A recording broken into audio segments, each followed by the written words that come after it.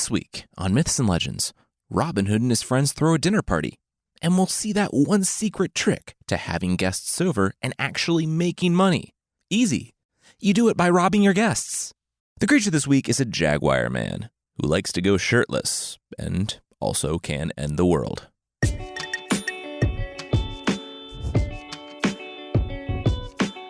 This is Myths and Legends, episode 183. Chuck, please.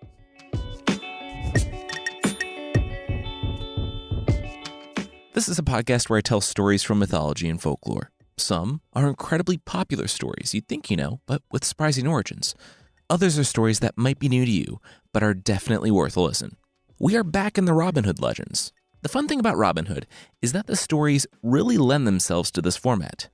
He's never had a major continuity, and up to a certain point, all the stories are standalone stories. Basically, we've established Robin Hood as he is in the legends. He's the son of a nobleman driven from his home by the sheriff of Nottingham when the man targeted Robin's father.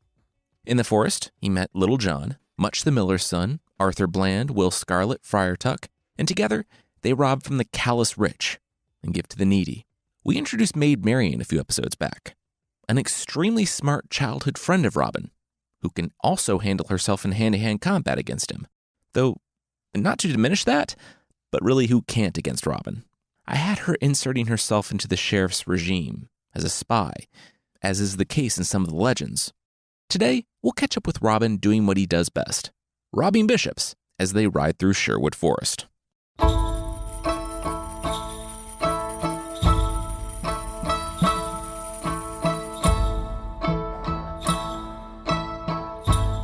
Robin saw the bishop coming his way. The man was riding alone through Sherwood Forest, money bags actually jostling at his side. It was like he was asking to be robbed. He was glancing nervously from the road to the forest, and then back to the road. Robin smiled as he looped his bow around his back. The old bishop was right to be nervous. Robin had turned over a new leaf of sorts, but Nottingham was a little slow catching on, and that was fine with him. His reputation as a cut purse and cutthroat stuck in the minds of the nobility in Nottingham. Most notably, when Little John's arrow stuck through the mind of the last sheriff. There might not have been any more murders since Robin vowed to steal for something more, to steal from the rich and give to those they had fed off of. But the nobles of Nottingham were a little slow catching on, and the bishop was likely thinking about all those things, as he once again glanced off into the forest. Robin and his men were spread out. Some were in town, running different cons, others were stationed in different areas of the forest, and still more were in different parts of the country. When it came to stealing from the rich, business was booming. So, Robin Hood was alone. It was just one bishop. He would say it was like taking candy from a baby, but bishops actually gave up their cash way easier. Babies were sticky.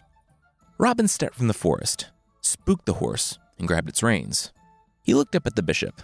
Yes, hi. He was Robin, and he was Robin. Huh. You know, he just noticed that. Hey, eyes down here. Don't worry about the forest. I have a dozen arrows trained on you right now. But I'm the one talking to you. Eyes on me, he commanded the bishop. But the man didn't look away from the forest. It's him? He said it's him. Guys, the bishop uttered. Robin now looked to the forest. From it, he heard the click of a dozen crossbows and the rustle of as many men as they rushed from the trees. He let go of the horse's reins and threw up his hands. Well, guys, okay, hold on. Here's the thing. And he bolted. The bishop, no longer bait, got a lot braver with a half dozen crossbows at his back. He sat up on his horse and bellowed out an "After him!" Robin was in a full sprint. As anyone who fought him, had seen him fight, or heard about him fighting knew, he was way better with a bow than anything else, and this was his forest.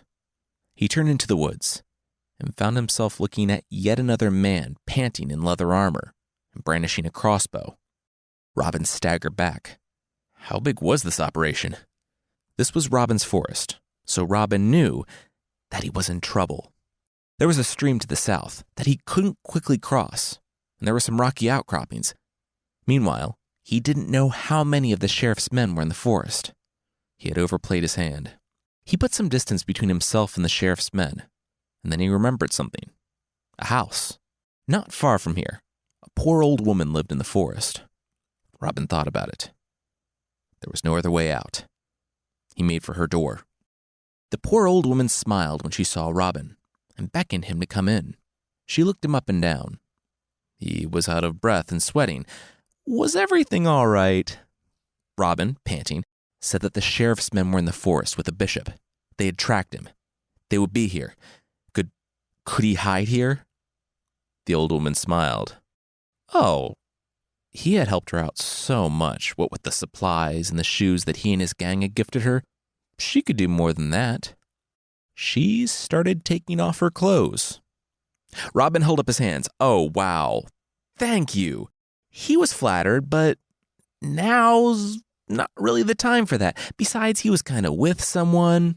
The woman said that there wasn't time for her to trade clothes with him and give him time to escape while pretending to be him with the authorities. They had done so much for her that she would be dead without them. She wouldn't even have a life to risk without their generosity. Wait, what did he think she was doing? Robin shook his head. Didn't matter. Yes, that sounded like an awesome idea.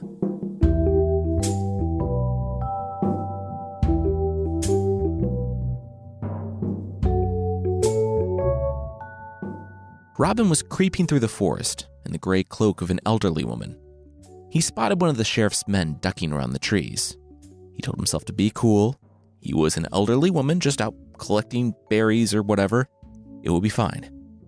It wouldn't be fine, though, because the sheriff's man had noticed the one other person in this part of the forest, and he was coming Robin's way. He would see Robin's face, and if Robin was fortunate, Robin would be crossbowed on sight. Robin swallowed hard, getting a dagger ready underneath his cloak. He didn't want to, but if he had to. Then, a shout came from the direction Robin had traveled. It was the bishop. They got him. He was calling everyone to himself. They found Robin, and they needed all the men they had to escort him back to Nottingham. The sheriff's man looked at what was definitely an old woman and took off toward the house. Robin waited a few seconds, and then he took off. He had left his bow and arrows at the house, so the woman would be more convincing. He had to get to Little John.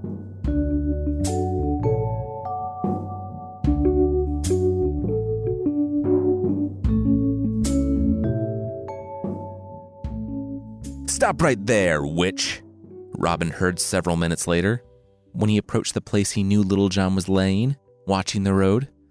John, it's me, Robin. Besides, witches aren't a thing in these legends, bud. Ah, it speaks with Robin's voice. What manner of necromancy is this?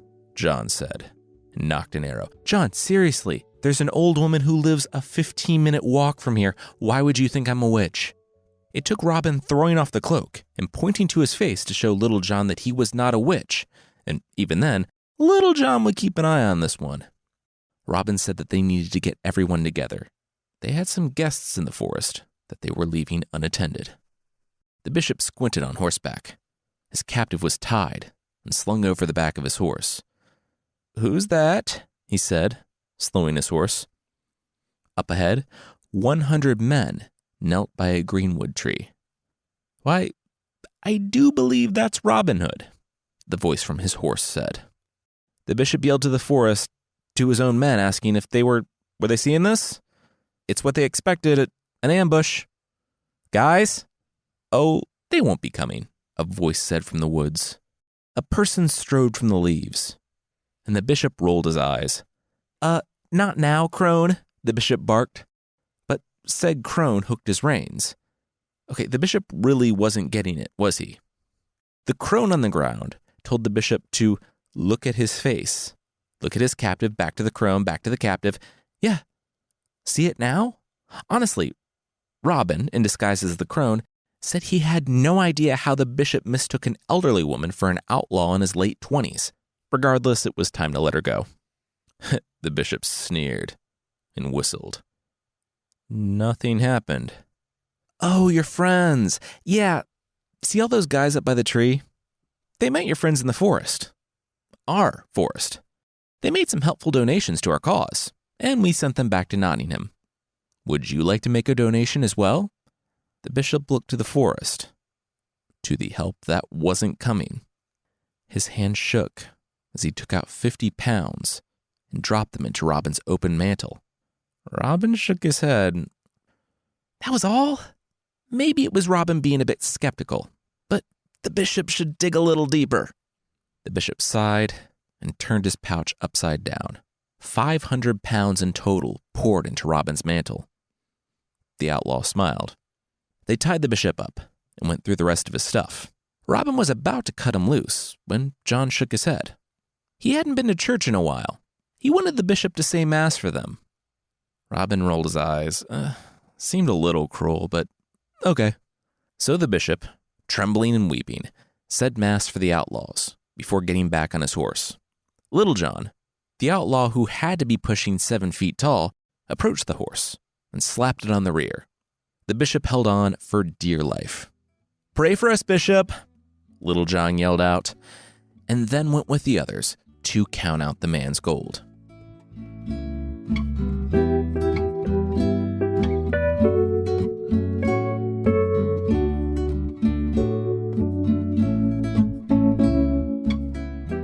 Now, yeah, that's harsh. And the church at this time was a frequent target of Robin and his merry men. In all my reading, though, he almost exclusively attacks bishops and those higher up in the church. And I think it's safe to say the later Robin never raids a poor local congregation or a well-meaning, kind priest. You have to remember at this time, the church owned 1/3 of the land in Europe and wielded insane political power over the nobility, up to and including kings. A common path of the nobility, for sons that wouldn't be inheriting their father's lands and titles, was to go into the church, because there you could advance in a different organization. So while there were absolutely good and pious bishops, I think it's fair to say that during the Middle Ages, some of them might not have been there for the right reasons. And bishops walking around with 500 pounds in gold, that was a lot of money back then. And Robin and his crew targeted bishops and others that were carrying the equivalent of thousands of dollars on their person, while their local priests and parishes starved. Anyway, we'll catch up with Robin, who's feeling a little antsy, but that will be right after this.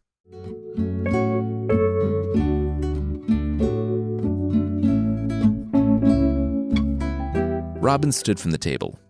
They needed to have some people over for dinner. "You mean we need to have some people over we can bring into the hideout, put some mediocre food and drink in front of them, and then rob them of all the money they have in exchange for said mediocre food and drink?"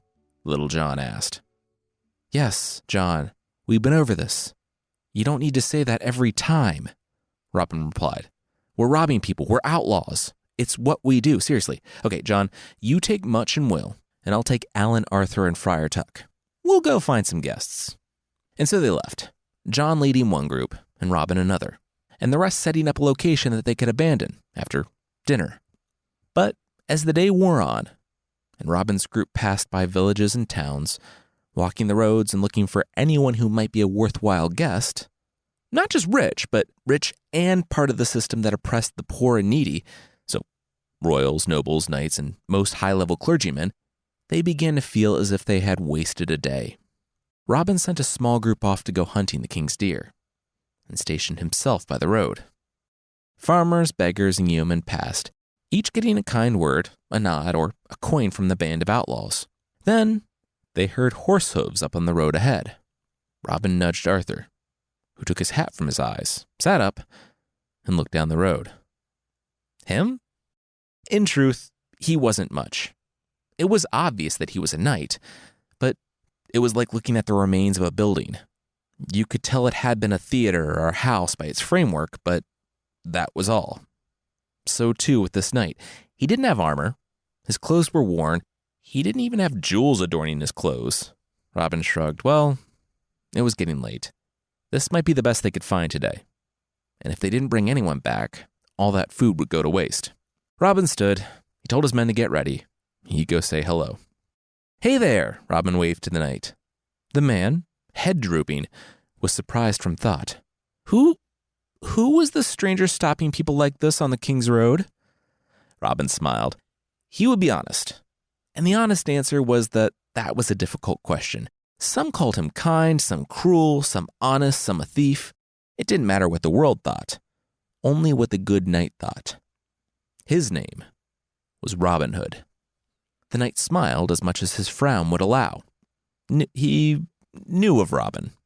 He knew of the man's exploits among the poor, and he approved. Robin was glad to hear that. So glad that he wanted to invite the man to dinner.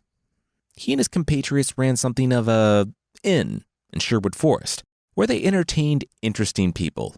If the knight really was sympathetic to their cause, then Robin insisted that he accompany the outlaw and his band into the forest.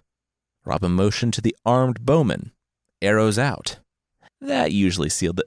Wait. Oh, man, come on. Why are you crying? They were good outlaws, don't worry. The knight, though, didn't even see the other outlaws and grasped the not-so-subtle messaging. With the mention of dinner, he broke down sobbing, burying his face in his hands, and dropping down to his horse's mane. Robin looked back to his compatriots and threw up his hands. No, he didn't know what was going on. All right, he'll ask. Robin walked up alongside the knight, who sniffed and wiped his nose on the horse's mane. Hey, bud, you doing all right? You want to talk about something? The knight said that it was dinner. He couldn't afford dinner. Robin patted his arm. Aw, bud, no. Come on, they weren't picky. They would have just taken his horse and saddle, and that would have been enough to make it profitable. But what's up? Why the tears, big guy? The knight said that it was his lands. Tomorrow, he would have to forfeit all of his lands to the church. You see, the knight, who goes by the name of Sir Richard, well, his son was also training to be a knight. And the recent tournament he rode in went well until it didn't. The son's lance split, and the pointed edge, free of the tip of the lance, found its way into the helmet of the son's competitor, going through his eye and, yes, brain. Oh, Robin said, shuddering. The knight shrugged. Yeah, it's the Middle Ages. What are we going to do, though? Not point long sticks and ride at each other full speed on horseback? Anyway, even though it was an accident, Sir Walter of Lancaster, the one who died, had friends in court who wanted to see the son executed for this. The right bribes in the right places meant that the knight was down 100 pounds in gold by the end of the day.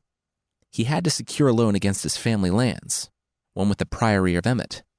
He did so, and his son was allowed to leave. To keep his son safe, he sent him on the Crusades, because nothing says safe like sending him across the continent in the Middle Ages to a foreign war.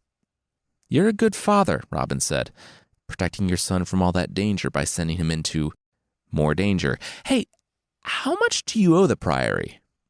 The knight said he owed 400 pounds. He said he didn't care about himself. He would follow his son and take his place on the right side of history by going to fight in the Crusades. But his wife, his poor wife, she would be forced to fall back on the generosity of friends and family and go live with them. It would break her proud heart. Robin let go of the horse's reins. He said he thought he could help the man. He hated to see a formerly rich knight suffer, to watch the powerful eat each other in petty squabbles, and to see a wonderful woman reduced to simply a life of idleness, and not rich idleness. It was unconscionable. The knight was coming to dinner for free.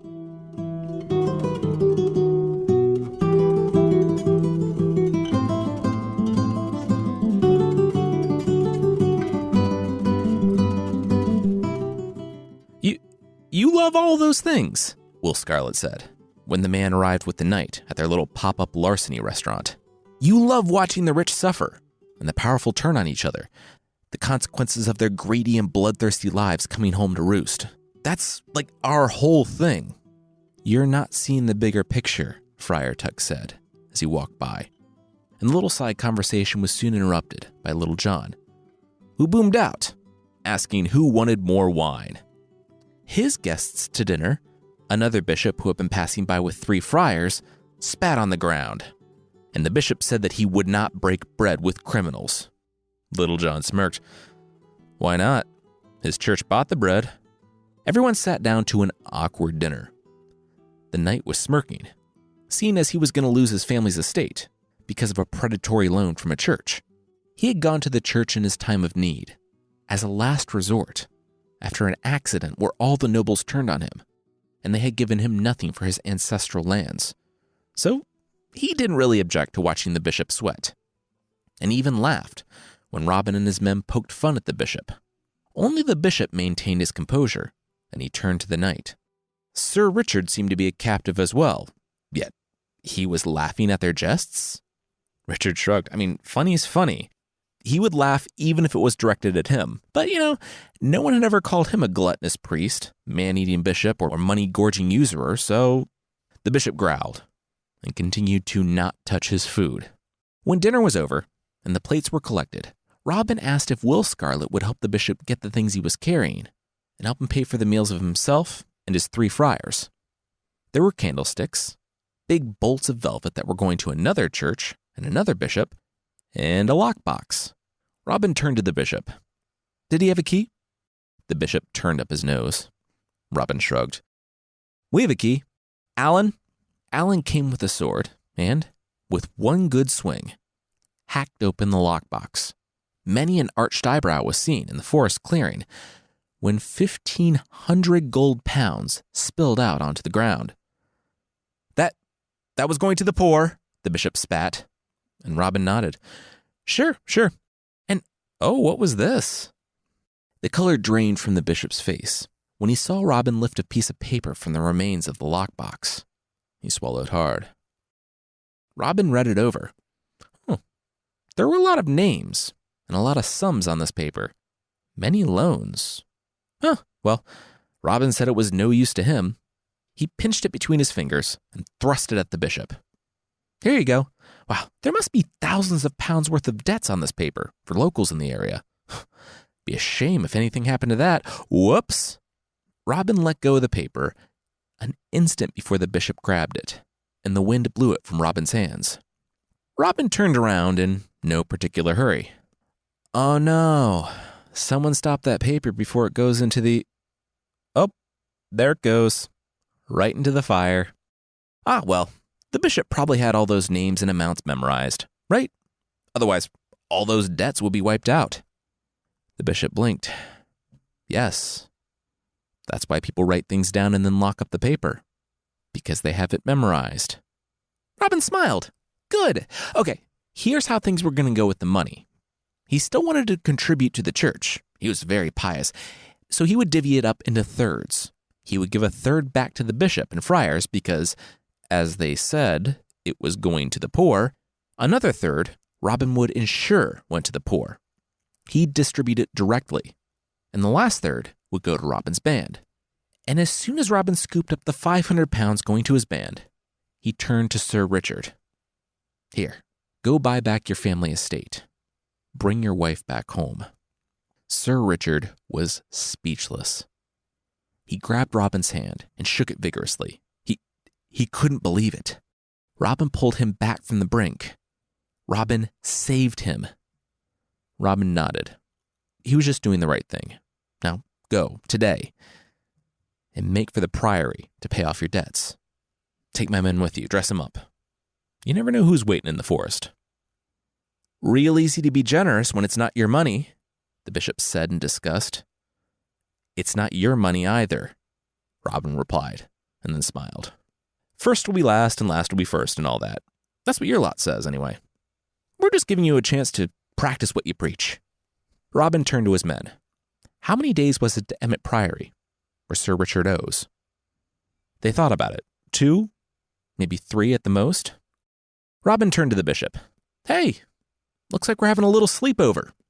Couldn't have the bishop riding to the priory and telling them about the cash before the debt is paid in full.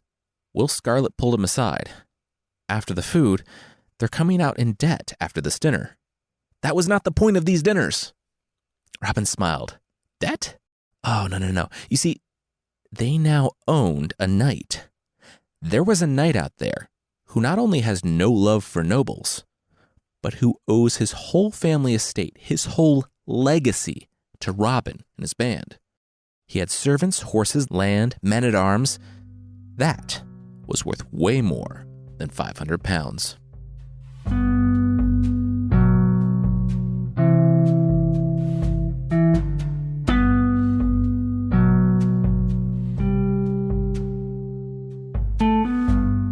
At the Emmett Priory, the prior was sitting down to a feast. The sheriff of Nottingham arrived late and took his seat, telling his servant, a bright young woman who had come to work for him a few months back, to wait out in the hall. "Today's the day," the prior beamed. "Today was the day they got all of Sir Richard's lands. The man wouldn't be able to come up with the cash in time. How many nights did that make this year?" 3, the sheriff sighed. In truth, it had been his idea. It wasn't a particularly smart idea, but none of these men were particularly smart. The nobles, the royalty, the bishops, they were just powerful. The sheriff was just trying to dodge the cudgels the powerful used and create a peace through chaos. The sheriff had given the priory the idea of making predatory loans to desperate nobles as a way to keep some of the nobles in check. But the prior was running with it now. He was devouring land. "It really is a shame to see such a man as Sir Richard bereft of his land," the sheriff said to no one in particular. It had been in a noble family for generations, all for a stupid accident in a tournament. The prior said that what was a shame were those thieves in Sherwood Forest.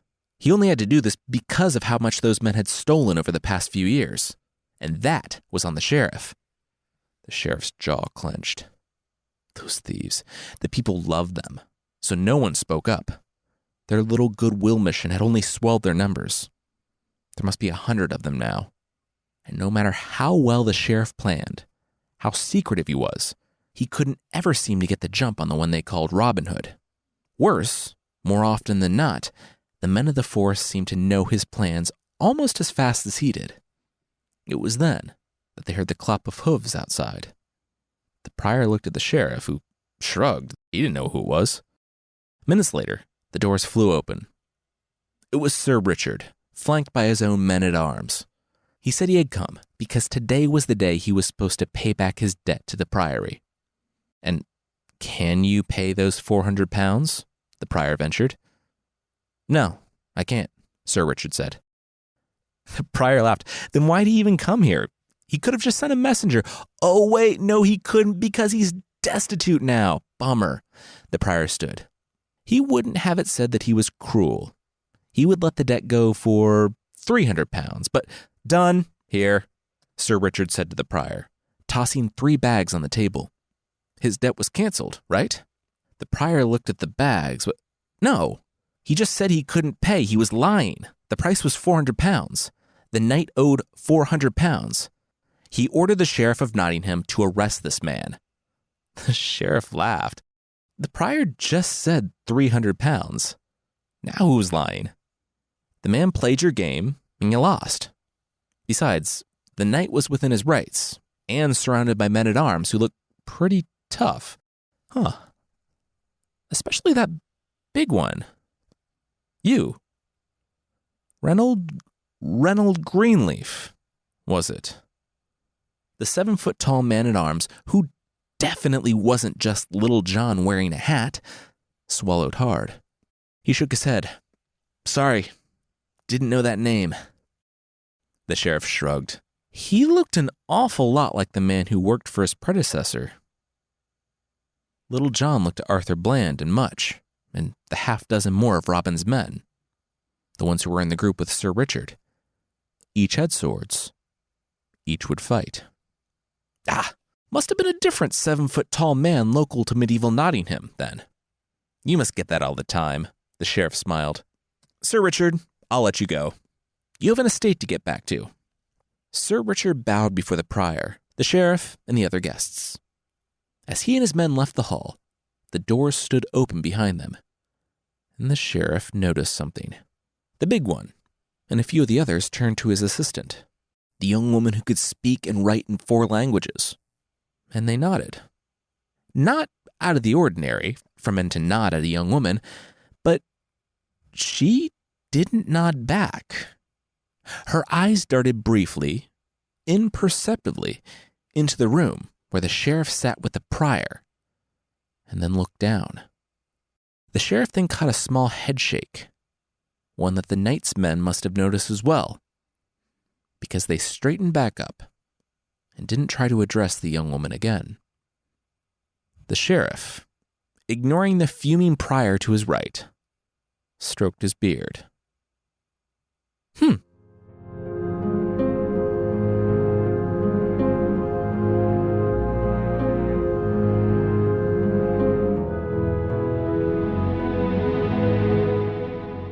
That's where we're going to leave it for this week.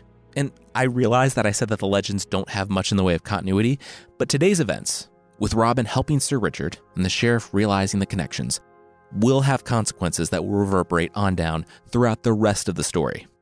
Next week, we'll be getting into Lithuanian folklore, where we'll learn an unconventional dating technique: sending 10,000 snakes to occupy someone's family home until that person agrees to go out with you.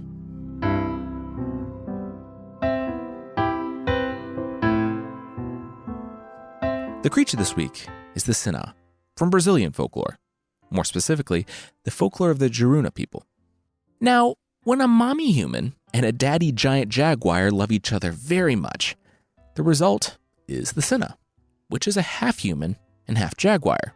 The Sinna was actually the predecessor to all of the Jaruna people, and he married a giant spider that made dresses.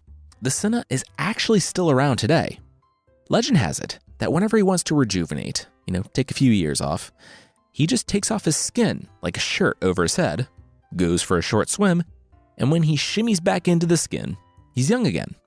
According to one oral account, a long time ago, the Sinna had a visitor, and he introduced the person to his wife, showed him the vantage point with which he could watch over his people, and, oh yeah, the forked stick that holds up the sky. I can't tell if it was a veiled threat or just a statement of fact, but the Sinna turned to the visitor and informed the person that on the day that his people, the Jaruna, died out entirely, he'd be closing up shop. He would just yank the forked stick, the sky would collapse on the earth, and all life would end.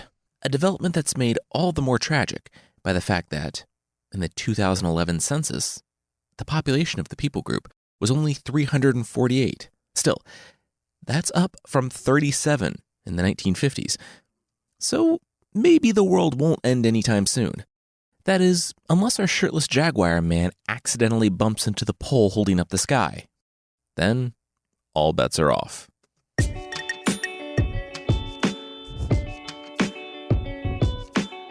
That's it for this week. Myths and Legends is by Jason and Carissa Weiser. Our theme song is by the band Broke for Free, and the Creature of the Week music is by Steve Combs. There are links to even more music in the show notes. I want to say thanks to BetterHelp for sponsoring us this week. Are you stuck at home, feeling isolated and worried? BetterHelp offers online professional counselors who can help through video or phone sessions. Plus, exchange unlimited messages. Fill out a questionnaire and get matched with a counselor you'll love in less than 24 hours. Get professional help when you want it, wherever you are. BetterHelp is a truly affordable option.